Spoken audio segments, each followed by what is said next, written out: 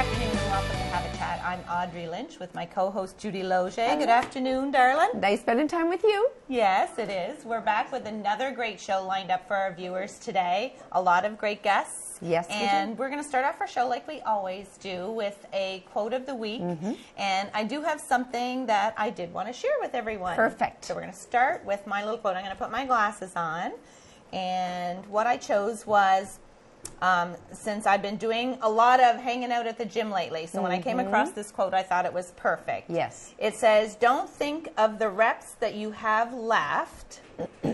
Just get the one in front of you, and then another, and then another, and then the other. Perfect. It goes, and that just applies not only to the gym, but to so many things we do in life. Exactly. Like one step at a time. It is. When you look at the big project and everything you need to get done, or the job, or whatever it is in hand, it can be very overwhelming. Totally. We've all been there. Yeah, exactly. And you feel you get anxious and anxiety or just give up. Exactly. But if you just take it in smaller steps and just do it one at a time, because I have quite the regimented program on the go right at the moment or whatever, and sometimes it's overwhelming to look at it all. And I'm like, you know what, just one section at a time. One rep, one step, 1 second at a time. No, exactly. That's just it. And you're getting there. And yesterday you were at an event. I was. I scooted off to Moncton with my coach, Brandy, and she took me to a posing class. Now, there's a big competition, fitness competition coming up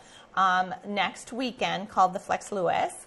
And so these girls and gentlemen got 1 week left, 6 days left, and they were doing their fine-tuning on their actual poses and their stances that are required for each fitness. Different category. Yeah. Okay. So for women, there's bikini, there's figure, and then there's physique, which would be their level of bodybuilding. Right. So there's different poses for each category and different types of bikinis. Oh. So it gave me a really good, it was either going to terrify me and make me run away, or it was going to inspire me. And I would have to say it did a little bit of both. Motivated you. Yeah, Good. definitely, for sure, to get excited with them.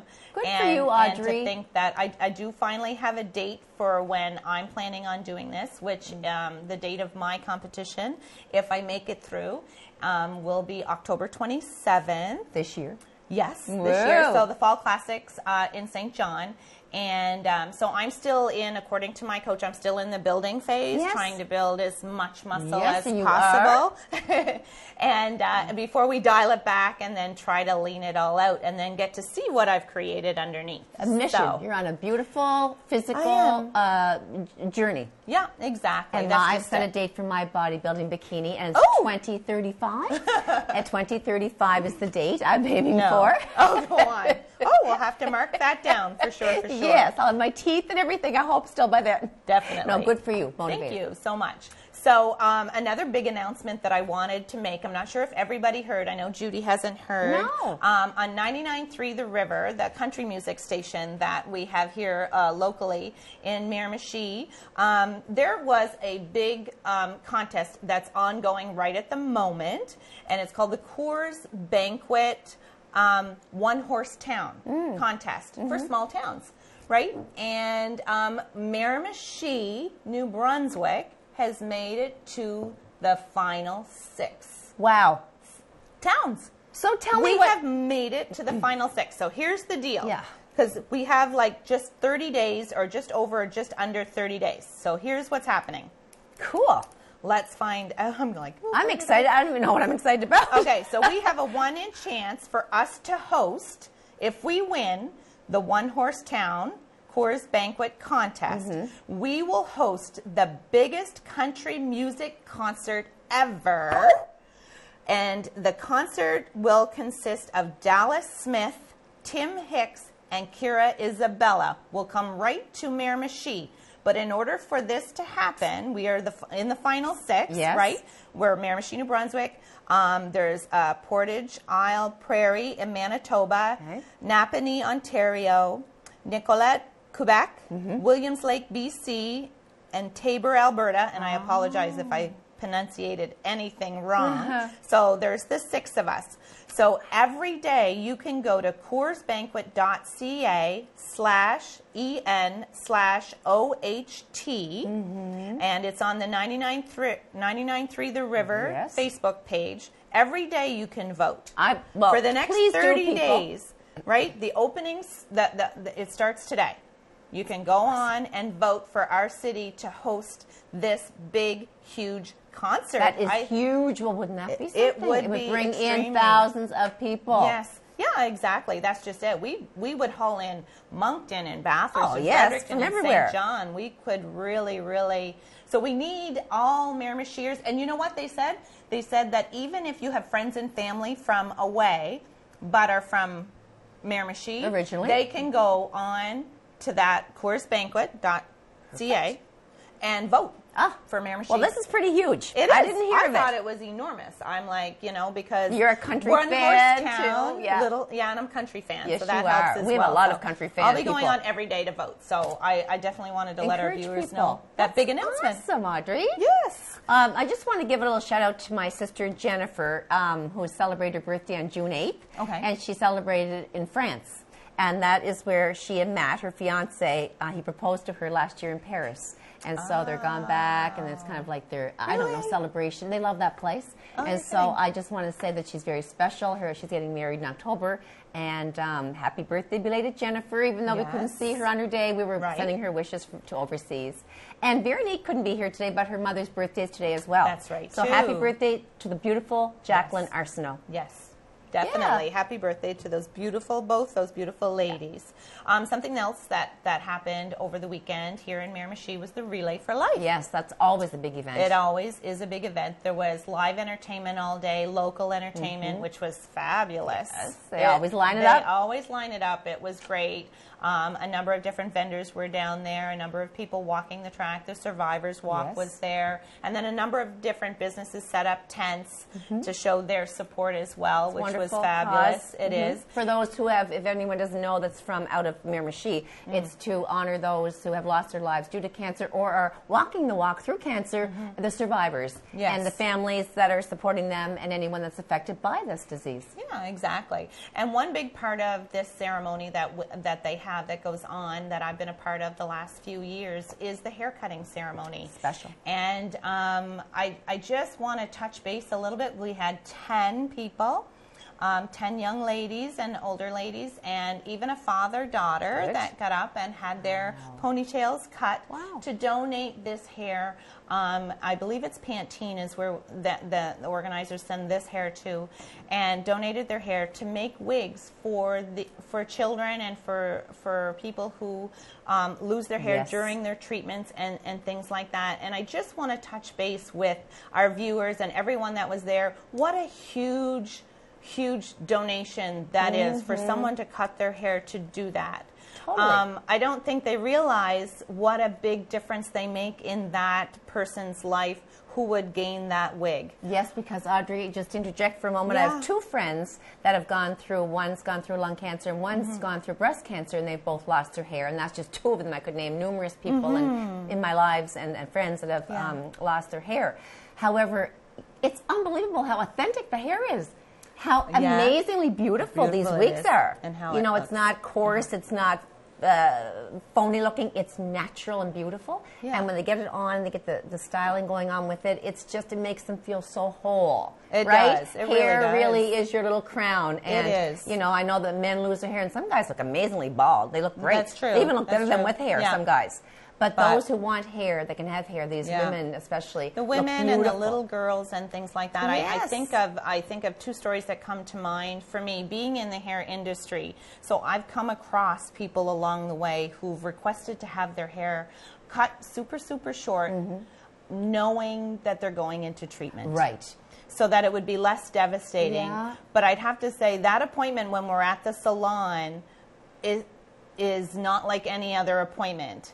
Because I've cut a lot of people's hair off, and we do short. Years and years of it. Lots of times, people want to change. But this appointment, I'd have to say, is definitely a lot more emotional. Yes. And it's shocking for them, and it's really such a huge thing for people to donate their hair. I don't think they actually fathom it, and I just want to let them know we thank you so much for doing thank you that. From me too. Yeah, definitely. And then to see somebody with no hair, it's a shocking thing. Sure it is. You know what I mean? Because the eyebrows go and the hair goes, and if you can put on a wig like that and look in the mirror and for a day or for a moment feel better and feel like yourself. And feel like yourself, and feel like you're not sick at that moment. That's right. It's the worth, you know. Well, thank you so much for all the hours you donated and all the beautiful things you've done to support the Really Of Life and these lives. I would do it 100 times over. I know. You're very kind and gracious, and thank you, Audrey.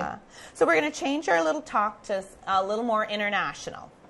And we're going to leave Trump out this time, though. Please. Thanks. We're going to bring up Roseanne Barr, who's been tweeting lately while on her meds, apparently, and not so very nice. So her show has been totally canceled, which is right out of the gate. Unbelievable.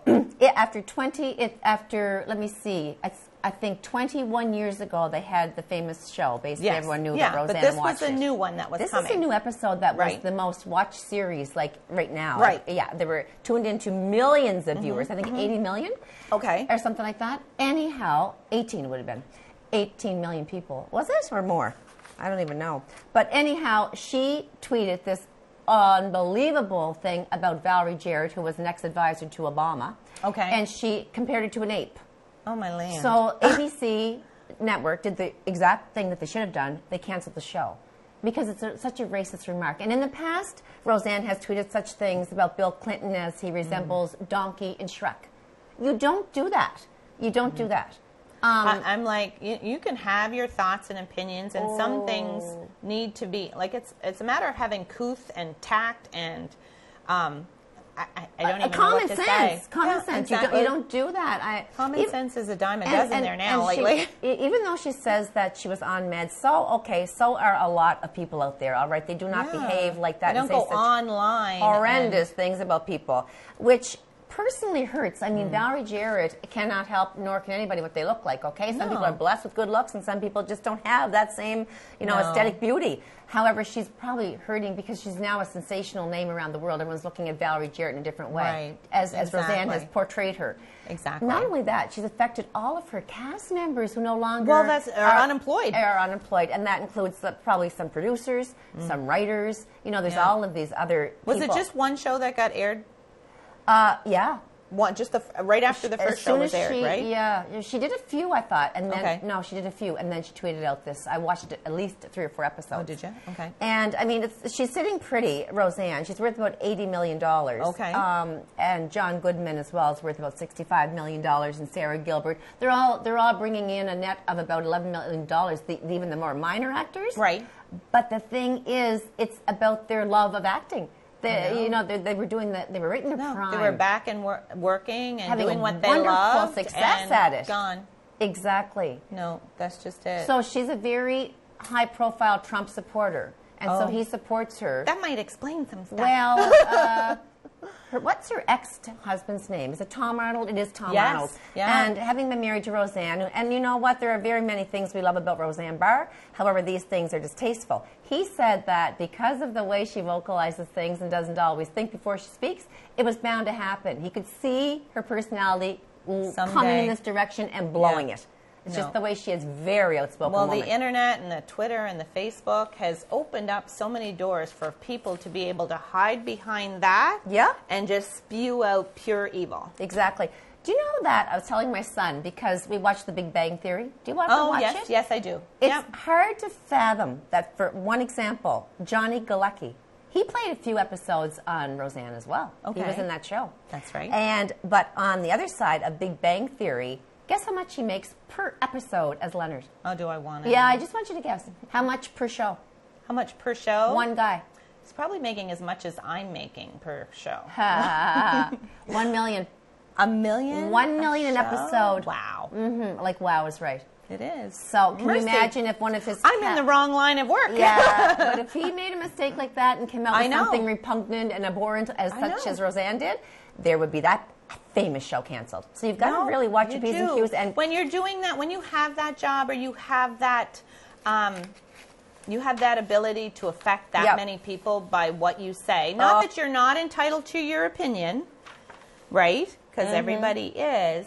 But you still should be able to. I can't even find the words to describe it. Think before you speak. How's that? Yeah. When it's going to affect the lives of everybody out No. there, including the poor person she insulted. Yeah, exactly. And in talking about famous people as well, unfortunately, in the Hollywood, they've had 2 huge deaths. With Huge figures. Figures, yeah. Kate Spade. Kate Spade. Famous designer, handbags, Yes. clothing, Yeah. jewelry. She started off in 1993 when she launched her business, Kate Spade, and then just kept growing and growing because she's married to Andy Spade, who is the brother of the famous actor David Spade. That's right. All right. And Yeah. they've been together for 35 years. Bless her heart. And so he inspired her. They worked together to grow this empire, and she sold out a lot of her business and you know, moved on. And, but she was hugely successful. She wasn't very old. 55. Okay. She was 55, and the sad thing is that her husband said, we knew that she was fighting demons, that she had her problems. Oh, but she fought depression for many, many years. Oh, okay. However, the rumors out there, he wanted to quiet. He said, we are wonderful best friends. She's the most beautiful woman I've ever met in my life. We have a beautiful 13-year-old daughter. Right. And he said that she had her troubles, her demons, her depression, but that they were okay. They were seeing each other and going to dinner together and not legally separated. Okay. They were just apart. Okay. And so he said he was totally shocked by her death. Oh, totally shocked. And she was a beautiful person. And Anthony Bourdain is the other famous actor. Who worked chef. for CNN. Yes, right? for 5 years. He brought the TV show from, like, he was so into culture and traveling around the world and bringing home recipes. It was and exciting to stories watch him do and travel and bring all that information back and give us an insight to culture all of those and cuisine places. and Parts Unknown was on for, I think, 5 years on CNN. Yeah.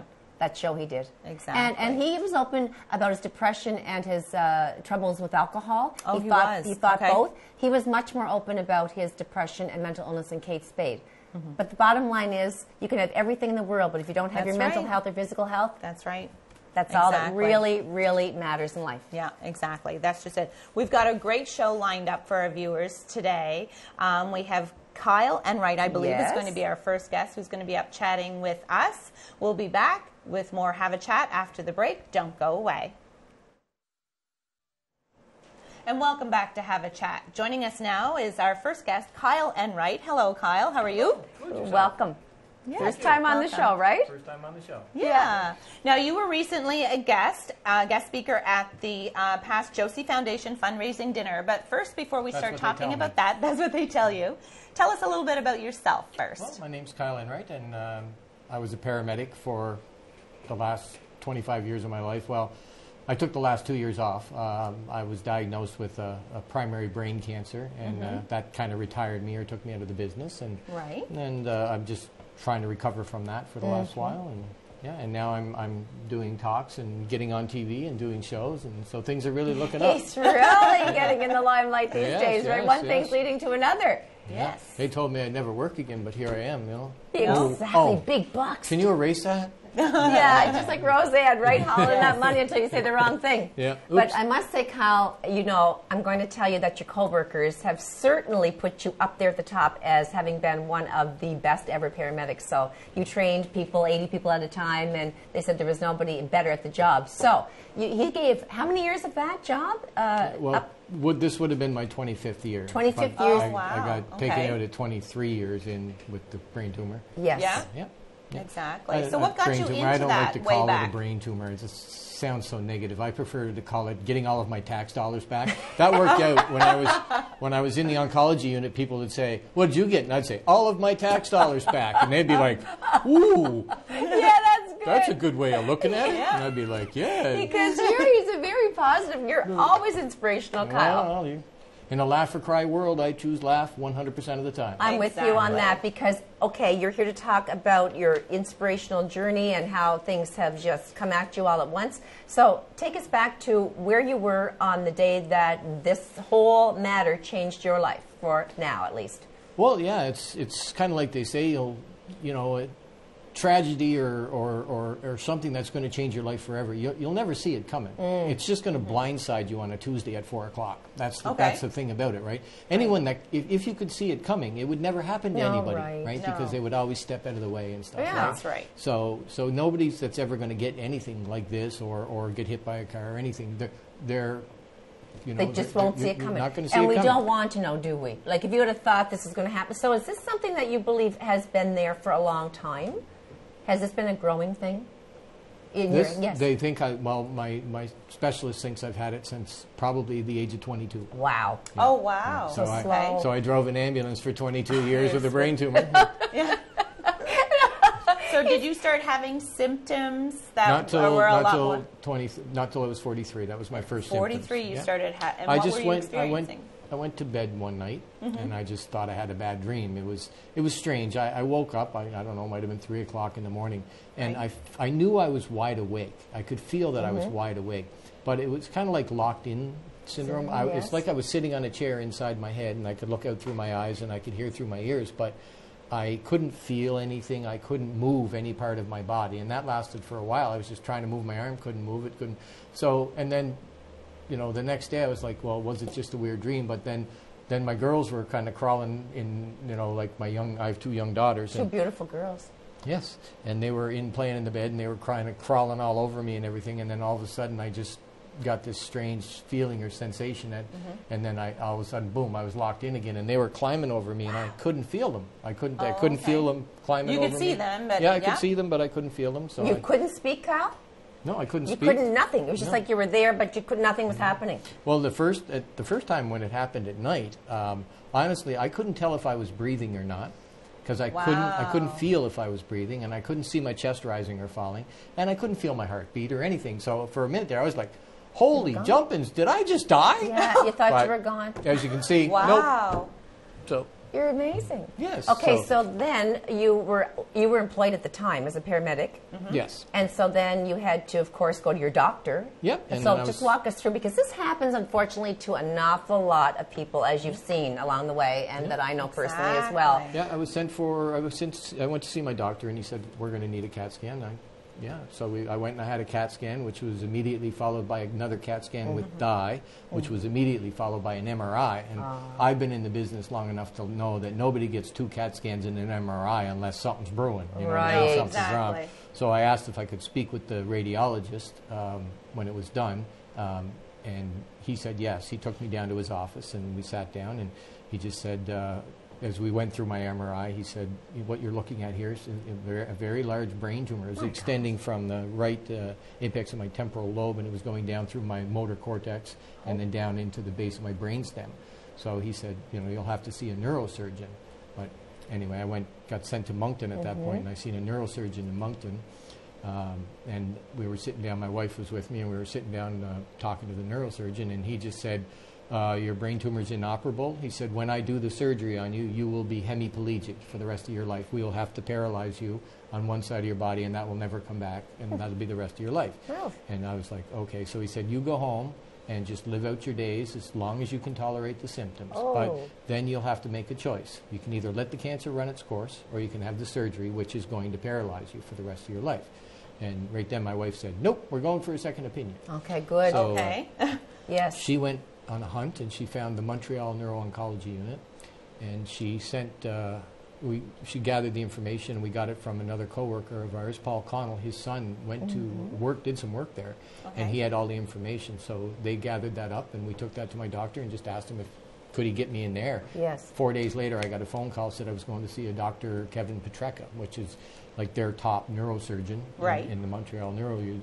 So 2 of my friends just phoned me up, and they said, you're not driving there yourself, man, we're coming to get you. They came and picked me up in Joe Donovan's truck, and him and Tim McDonald, and they drove me to Montreal. And then Mr. Petrecka, Dr. Petrecka, he stepped out in the hallway, and he said, Mr. Enright? And I said, yes. And I followed him down, and we sat down in his office, and he said, I can get this brain tumor out of you, all of it. And I was like, will I be paralyzed? He goes, no, you'll have no neurological deficits whatsoever. Wow. And I was like, okay, but they told me back in, he said, I don't care what they told you back in New Brunswick. I'm telling you that you will have no neurological deficits whatsoever. Any neurological deficits after one of my surgeries I consider to be a complete failure. So I was he like, was really... you had me at hello. It's the truth, because that's exactly what you wanted to hear. Yeah, but he did it. He wasn't blowing smoke. He did it. No. So you've had that surgery. I've had two. I've had one, I was completely unconscious, and I had one 8.5-hour surgery where I was wide awake from start to finish. I'm wide awake. Yeah, but your brain has no sensory neurons. So when they're in there working, you don't feel nothing. Ooh-wee. So he just put a local I have the anesthetic. hair in the back of my neck just stood up. Yeah. He put a local anesthetic on my cut line. He removed the flap, took the skull cap off, and went back in and did it, and talked to me the whole time, and had me doing all kinds of tests. So I like to laugh and joke, and this guy was from Italy. Yes. So he's kind of like a little Italian fellow, right? Oh, okay. Yeah. So anyway, I have very bad timing with my jokes and stuff. So right in the middle of surgery, while he was working in my head, he stopped for a second. He said, Mr. Enright, can you touch your fingers together? And I was like, yep. And he's like, can you move your left foot? And I was like, yep. And I moved my left foot and stuff. And anyway, he said, anything you'd like to say? And I said, well, Dr. Petrecka, my entire life, people have been asking me if I have a little Italian in me. And now, for the first time in my life, I can say, yes, I did have a little Italian in me. And you know what? He did not find that funny at all. Oh, he didn't? No, he didn't laugh. Not people. Oh, other people in the room the laughed. nurses did? Oh, yeah, there was lots of laughing in the background. funny. But they were kind of holding it in, so I'm thinking, a few people. I felt bad because some of them probably got fired. But No, he was probably a little bit, he was just good for you. Yeah, he might have been about his height. He might have been a little... So Joe Donovan and Timmy, actually, they're paramedics too. They drove you all the way up to Montreal. Yeah, they took me up and they stayed with me. And then the second time we went, my wife, Andrea, she had never been to Montreal. And Joe and his wife, Paula, they decided that rather than let Andrea be alone in Montreal, they came with us and they stayed with Andrea while I went through the second surgery and stuff. So what are friends? Amazing friends. I've got amazing friends. So the last surgery, and I haven't even named a quarter of them. Sorry, but no, he has a network of friends. You're very, very popular. Exactly. Well, I mean, the benefits they've had for you is testimony to that fact, right? Tell us about some of the fundraisers they've had to get you where you want to be. Well, they had a couple of fundraisers, and that was set up by all my paramedic family and all my coworkers and stuff. I believe Marianne Henderson and a few others, and I can't remember all the names. I'm sorry. I've got the memory of a clam on heroin. I don't know what a clam's memory is, but I'm pretty sure if you took that clam and gave him some heroin, that's where my memory would probably be. Well, I tell you what, you could take your show on the road for comedy because you're just... that's all I've got left. But they told me, they said I'll never work again, so I can't do that. No, but you're talented. You're a very talented and gifted man. So what's your prognosis now? Well, like the way they explain it, primary brain cancer always comes back, 100% of the time. Okay. So I will have to fight this again at some point. But they said it might be 5 years, it might be 10 years. And now that they've made a little space up there, if it took 20 years for the first one to give me problems, it might be another 20 years before I have problems again. Exactly. So, and by then there'll be all this, we're going to look at the future very positively, like there's immunotherapy and all these different techniques coming out, unbelievable medical advancements. Well, one funny thing is, like, I was doing all the research online and stuff. Sorry, I keep looking at that camera. Well, you're good looking. Keep looking. Wherever the red light is. Keep looking at yourself. That's okay. But we're sweeter, so you can look at us. I'm married. Yeah. So funny. Anyway, what was the last thing? Clam on heroin. No, actually, what were we talking about? You were talking about the advancements that are hopefully yet to come, and that in the meantime, you explained at your Josie Foundation talk that you do have tremors as a result of the radiation, because you underwent how many weeks of radiation? I came out of the surgery fine. The first one and the second one, and my memory was fine. I didn't have tremors. I had nothing. And then I went into radiation, and it was during the radiation my tremors developed, and I found it was, but they described what they told me was where my tumor was, where my tumor bed was, where they were radiating, is the area of the brain that controls short-term memory and where it transfers over to long-term and stuff, and where you get it back from. So the doctors, my neurologists, aren't sure if my memory will ever improve. I find that's pretty incredible. You're saying you suffer from short-term memory loss. Oh, big time, yeah. But he gave a talk at the Josie Foundation to that full house, and I mean, you didn't falter at all. And you know... I read that speech like 9,500 times. Yes, I know, but you didn't really look at it. So that just goes to show how bright he is. Totally Yeah. right. It takes a lot to get it in there. Yeah. So you're trying to, our message today is that people, as we know, are diagnosed every other minute of the day around the world with something. If you don't like what you're hearing, get a second opinion. Everybody's You're a entitled big to a second opinion. advocate of the second opinion. Well, then, I'm an for sure. advocate of seeking out the absolute expert on what you have. Like, Okay. Yeah, top. Yeah, find the top. Find who the top is or where they have the best equipment for Yeah. what you have, and go there. Like I was told I can't leave New Brunswick for a surgery that they can perform in New Brunswick, but they couldn't because I was told my surgery would paralyze me in New Brunswick. Yeah. Exactly. So I couldn't get a surgery that wouldn't paralyze me in New Brunswick, so I could go to Montreal. Right. Technically, yes. So yeah, so search and see if you can find somebody that will Yeah. or can do what you are hoping for. So you're doing great. I mean, tremors are tremors, and you can live with that. Yeah. Do you find you get tired, or do you find you have other limitations with this ongoing condition? Well, it's frustrating. Like, I mean, it gets painful after a Painful, while. moving that? your neck all the time, like it's. I think it'd be I exhausting. I do like 9,700 neck curls a day. Oh, Kyle! Yeah. Wow. But don't think about the reps ahead of you. Just There think about you the one go. you're on. Just the one you're I love on. it. That ties so well in That's with your right. quote. 4,610, 4,600. He's You counting. counted how many times your neck moves in a day? No. Now, No. when you're sleeping, here's a question: when you're sleeping, does everything relax or no? Yes, yeah. It There's two does. ways I can shut this down. One Okay. is I can lay down or I can vagal maneuver it. For some reason, it seems to be linked somehow to sympathetic parasympathetic tone, which is your fight or flight nervous Okay. system, or your rest and relax. Yeah. Because Okay. if I do a vagal maneuver, which is something we would use in advanced paramedicine, somebody has a really bad tachycardia, like we'll call it SVT or supraventricular tach. We would do a vagal maneuver on them. So we would get them to fill their lungs as full as they could fill them, and then we'd have them blow out through a straw, and then we'd plug the straw. Right? And not, right. So what you're doing is you're inflating your lungs, and then you're collapsing your rib cage to crush your heart. And it causes your vagal nerve to activate, and that basically cuts off sympathetic tone, which stops the tachycardia. But if I do that right now,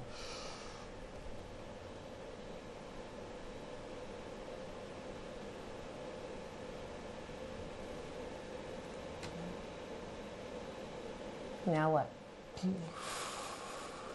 gone, no tremors. Oh, God. wow. That's But that's only going to last amazing. like 30 seconds I to a minute, know, and then but I'll be do you, back. can you do that? Can you do that throughout the day to give you that break? I can do it give you all a day rest? long, but eventually I'm going to poop myself. I don't know if that's allowed or not. Yes, we Oh, my land. Yeah. No, I find to look at you and watch at you, your tremors sort of resemble Parkinson's, Yeah, right? yeah, but it's So not is it- caused by it's- the It's not the same same. thing. No. No. No. I went to see a tremor specialist, and he just said, I've never seen a tremor like yours. If I lay down, Yeah. my tremors stop.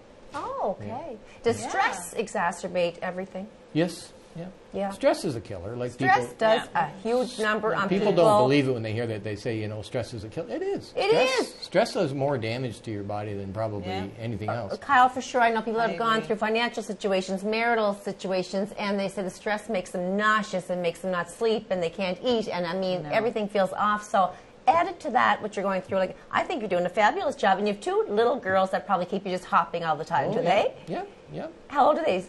5 and 7. 5 and 7, little busy girls. Yes, it would be for sure. So, what are your plans now? Do you have? What do you see? In there? Do you think I'm like gonna 5 become years? a stand-up comedian and Yeah. go on. Oh, you are definitely. Well, Seinfeld's coming to Halifax. Yeah. You should swing by and talk to him. for him. Yes, I think you definitely could do that. We should. Somebody must have some connections here at Rogers to find out what's going on down there, and we could probably squeeze you in. I just think that my ultimate take-home message from Kyle being our guest today is that when something comes at us and we never know, any one of us, what's going to hit us any moment of the day, No. that we have to deal with it. We have to, like you said, move forward or go into a shell. Yeah. What's going to be your choice? Fight it? Fight the hell out of Yeah. it, or just say, okay, I don't want to do this anymore. But you are amazing, and like I But- said, you're out there and about and doing things every day. Truth be told, I find it funny that people say that to me all the time. You're doing such a good job of fighting your cancer. And I look at it and I say, no, I'm really not doing anything to fight my cancer. I'm laying around a lot and eating donuts. But My doctors are fighting my cancers. Yes. My nursing I team are know. fighting my cancer. My Yeah. oncologists are fighting Your my cancer. attitude is Yeah. fighting My it, attitude Kyle. helps, yeah. Yeah. But I'm just saying there's a lot of people fighting my cancer. It's not just me. Right. It's not So just you by I'm not yourself. winning this There's fight. a big I team. have a whole team. You're not in it You have alone. a team. I have a whole team. And No. they deserve credit, right? Yeah. Exactly. I wouldn't even be alive today if it wasn't for that surgeon, right? So- Exactly. Isn't that great? It gives people such Absolutely hope, fabulous. right? And we want to thank you so much for coming on the show. Yes. And definitely we should have you back and keep us updated on how you're doing and How your and comedy what's shows happening. are going and all Yeah. of that. Well, Exactly. I haven't said anything like Roseanne yet, have I? No, yet, no. No. We're off the air, so don't. No, Your don't want to show's get not us canceled? canceled. Not yet. I won't- Exactly. I won't get you You're a canceled. great So we'll get you guy. to stay right in your seat, Stay there Kyle. for a We're going to moment. be I'm gonna going stay to there? break. Okay. We want our viewers to check us out on Facebook. If you haven't done that yet, you can see us there. We're also gone international as well. You want to YouTube us, you can do that too. So you'll be able to see Kyle over and over and over again. You can rewind and check out his story. Yeah. Up next, we have another great guest going to be joining us, Patty Michaud. We'll be back with more Have a Chat after the break. Don't go away. And we're back with more Have a Chat. We have our second guest joining us, Patty Michaud. Hello, how are you? Welcome to our show. Great, thanks for having me Yes. to talk about my most favorite thing to talk about. I know. Exactly. So you're joining us here today. You're part of the Miramichi Emergency Centre for Women. But first, we're going to talk about you. Tell us who you are. Well, Patty Michaud. I was raised in Miramichi. My father was in the military, and we lived in Belgium for a little while. When I was about 4, we moved to Miramichi. And so that's where I stayed. I got married in Miramichi. I have 2 beautiful daughters, Yes. Nicole and Kirsten. So Nicole's 28, just turned 28, and Kirsten just turned yesterday 33. Oh, my. Oh, wow. Yeah, so my girls are getting older. We did a show together last summer. Yes, we did. Patty You and guys I. already know each other. Well, we Yeah. did Mamma Mia together, Yes, so we were on the yes. stage and we had a ball. We Yeah. sure did. It Yeah. was the time Yeah. of my life. It was Yes. the most fun I've ever had. Yeah. And it's great that you have those outlets because your work is very serious. It is, yes. So Yes. It is. Well, I know Patty from years ago, too, because she was one of my educators with a course that I took at NBCC. So we go a little ways Back to back the as 90s. well. Yeah. Yeah, we're going way, way back before Yeah, I even had yeah. children. I don't know if you had your girls by then, I but... had just had my second. And Okay. It was 1990. She was born June Oh, was 1st, it? 1990. Okay. So in Exactly, September. so- Yes, yeah. So Exactly, I worked... so. Yeah, I worked, I started out in a group home, working in a group home. I went from there to being an instructor at the college. same as me. Yeah. And I have a background in human services. I have early childhood education. I'm certified in choice theory, reality therapy, and I'm also a certified NBCC instructor. Good for so you. I have a lot of different Hats. education. Yes, Yeah. and I've always, I believe learning's lifelong, and I've always been taking courses, whatever I could take when we had our university courses here. I just feel that's really, really important to keep up. It is. It Yeah. is. Education Yeah. is very important. It is. To Yes. stay in the loop and with the changing times and everything, yeah, it's Yes. very, very important. Yeah, and I also work for mental health too. Yeah, that was another.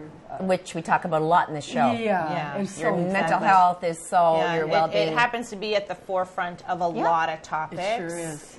Lately, It sure more is. so Well, there's than more people ever before. talking about yeah, it, exactly. thankfully. Which- Yeah. yeah, exactly. Yes. But today you're specifically got Talking about Talking about- our women's shelter. Yeah. Yeah. Yes. So I started to go work. I started working there as the director in 1998, and and then in 2007 I had the great honor of helping create the outreach program that we now have in Miramichi. Wonderful.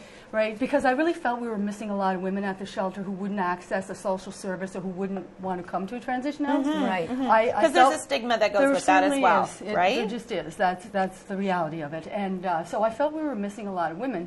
And lo and behold, when I started doing outreach, that was exactly what I found. I worked with a lot more women who had high-profile jobs or who Yes. had Exactly. They want it careers private. and who wanted to stay private. And with the outreach, they only have to deal with the outreach worker. They don't have So to deal with explain the whole. outreach.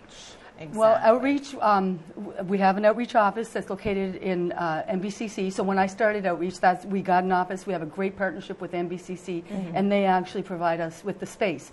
So when I left outreach 2.5 years ago, we took outreach under the umbrella of the shelter. So now it's a program run through the shelter. And our outreach worker, Jessica Richard, she works at her office is at the college. So if you had some questions, or you just wanted some information, or you wanted some help, you can call the outreach number at 778-6496. There's only one person who answers that phone. There's only one person that hears the messages. Highly confidential. Highly Everything confidential. is. Okay. And if you're going to the college to meet with her, you could be going there because you wanted to take a course, or because you were looking into, exactly. you could be there for so many other reasons. You're not identified as being Unlike a victim. if there was an office downtown with the big sign and someone says, "Oh, I saw so and so walking in there the other day." Unfortunately, They try to put two and two together. No, exactly. So that's just it. So it's this so is important great. for that.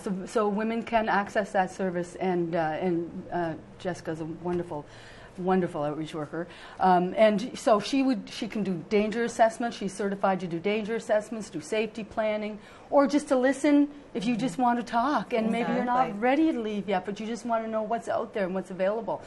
She can sit with you and do that. The staff at the shelter can also sit with you and do that. Yes. But it's just nice that we can have that service that we offer out in the community without someone having to come to the shelter. Okay. I feel it's important. Can we talk about the shelter itself? Yes. Okay, it's in a private location. Yes. It's extremely confidential, Right. the women that come in there. Right. And the women come in there many times with their children, correct? So can you just give us an Absolutely. overview of how that whole shelter operates? Right. So I'll just give a little background. The shelter opened in 1988. So we've been there 30 years The now. year I was married. Nice. Was it? Yes. Same here. So okay, so it's 30 years, when women come in, everything's provided. So even if you leave your house in the middle of the night and you don't have time to bring anything with you, we have all the, shampoo, body wash, and everything you would need for your personal hygiene care for you and for your children. And we can supply the clothing. We have donations. The doorbell must ring 10 to 15 times a day during the week, especially, and on the weekends too. The staff tell me, but with donations of clothing, food, personal care items, money. We just had, the Sovereign Church just did a fundraiser for us on Friday night and had a spaghetti supper and raised $1,000 for us. So, it's wonderful. People are so kind, and they know that the cause is so important. It is. They haven't walked that walk maybe, but they're thinking someday maybe I will have to. Exactly. Who knows? Does the shelter house so many people? We have 12 beds, so we can Okay. take 12 people at once, so that's Okay. women and children. And we have cribs for the babies, and we have everything that we need for anyone who wants to come in. 12 is we're full at 12. But there's other things we can do in other ways we can help. I'm all about being creative and thinking of other ways, of helping women and kids. I'm having a creative thought right now. I know you don't because it's a women's shelter, but what do men do who are in abusive relationships with men, or the men that have abusive wives is that too off the subject? No, and that's a really good question. I'm glad you asked it because it is something we need to look at and talk about. At the shelter, we just take women and their children. However, we don't really know how great the need is because we don't have statistics for it. Okay. Men or even less, women don't report either domestic violence, very much or as much as it's happening. Right. But men are even less likely to report. To say. The pride and the manhood, and I'm the one that takes it all in, That's and I'm the provider and the rock. Yeah. So we hate to see anybody being abused. So, and that includes men. So once in a while, we might have a man who will call us, and we'll help point him in the direction of services. There is a man in Bathurst. His name is Richard Gallant, and he works with men. So we've often, but we should, too bad we didn't have someone right here in our community. Maybe But one day. we're really working hard to put it on the radar, and so that men can get help because no one should be abused. Never know. With men, it's usually emotional abuse, and that's horrible. Any type of abuse is horrible. But what I really like to say too, physical abuse or emotional abuse isn't less than physical abuse. A lot of people think, I'm not being abused because I'm not being hit. So it's really important, especially when we talk, out like this, that we let people know that physical abuse is just one type of abuse. But when I've worked with women who were emotionally, sexually, financially, and physically abused, every single one of them to this day, and I've worked with hundreds of women, I've been in this sector for 20 years, worked with hundreds of women, and every one has told me to this day that emotional abuse was way worse than the physical. Because with the emotional, It's hard to talk about it. You can't show it. It's all the hurt. It's you all know, the the happening hurt inside. Inside, Yeah. you can't charge Because a someone. bruise can go away, Yeah. or a broken bone can. But Or you can someone charge says you're someone for fat, hitting you, you're right? ugly, Yes. you're There's visible evidence. Absolutely. Right? Yes. Absolutely. I believe that. That's sad. Yeah. Unfortunately. So, yeah. Okay, Yes. the safety component. Once, say I am a woman that needs your shelter, Yes. and I run out of my house because I'm terrified at 3 a.m. and I know where to go. How do I know where to go? How does someone that just moved here know where to go? I mean, you're giving us numbers and everything, but if someone's watching our show and right now they're thinking, okay, I know Patty Michaud and her home can offer me a protection. Right. You have the number. Website? But Yes, we have a website. Facebook? We and the police, of course, would know where Right. we are, so could tell the victim. If you call our number, we have a toll-free number, and we also have an emergency line. So okay. we have a toll-free number, but we also have our local number, which is 622-8865. Okay. So if you call there, there's someone there 24/7. 622-8865. 622-8865, exactly. And it's on our website. We have a Facebook page. But that's the number. And the 1-888 number is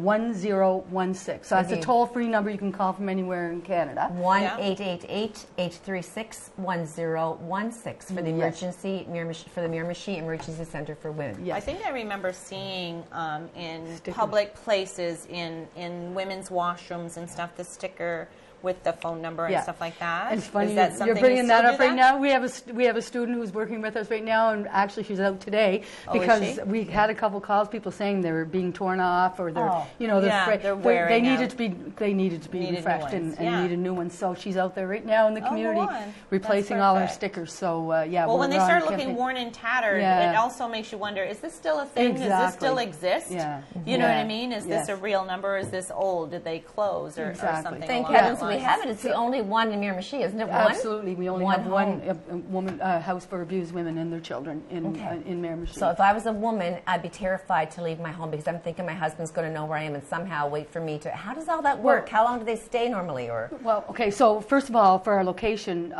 we try to keep it private, but in reality, we've been there for 30 years. A lot of people who donate, a lot of people know Yeah. where it is. Yeah. But we still try to keep it It doesn't stand out as, it just No. looks like another home It along does. the street. It's actually a beautiful home. But we have security cameras all around.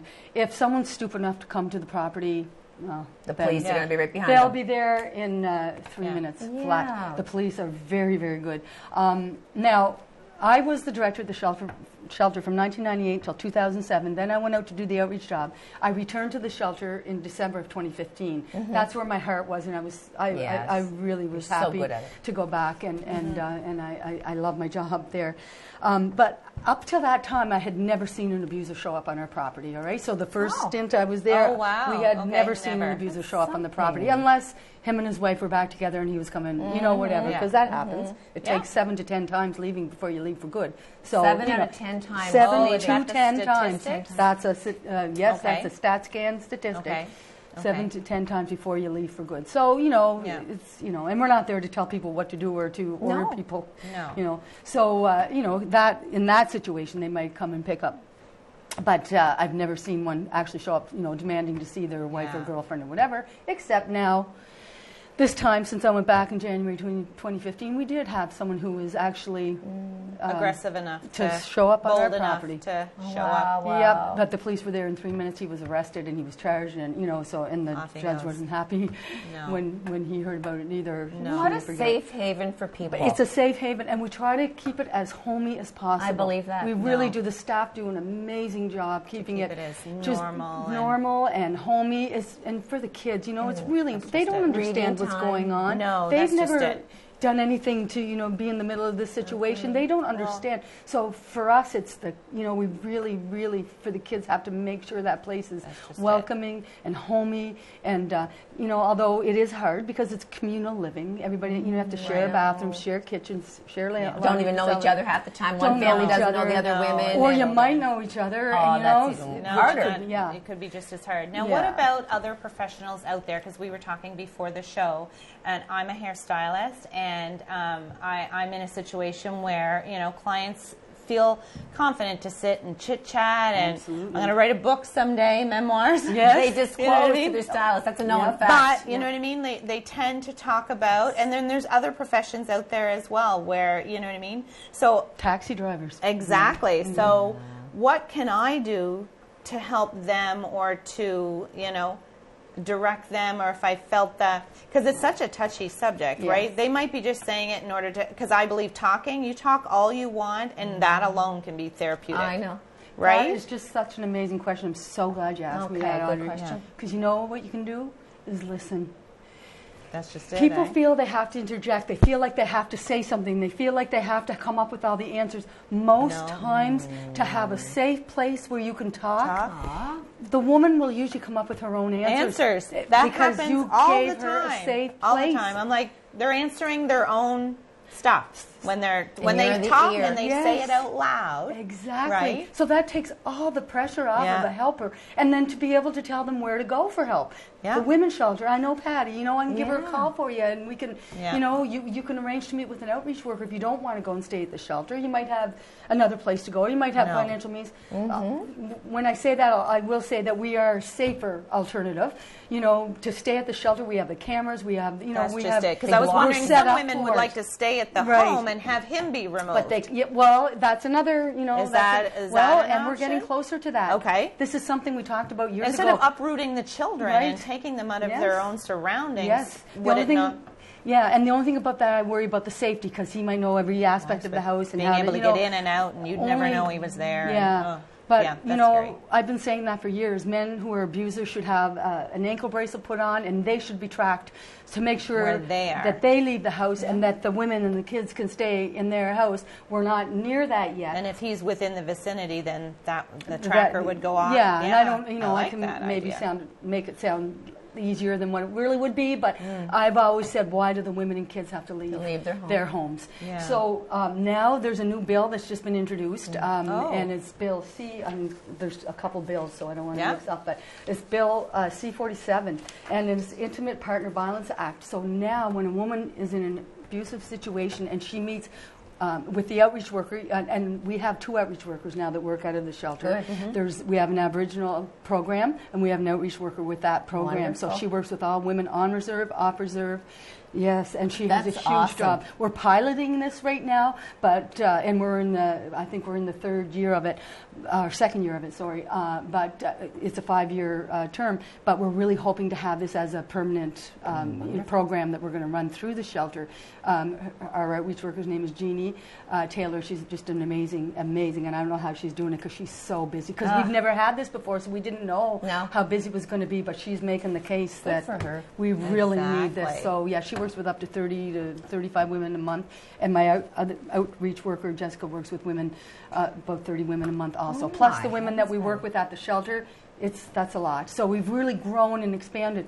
But with this bill now, a woman could meet with someone at the shelter or with an outreach worker.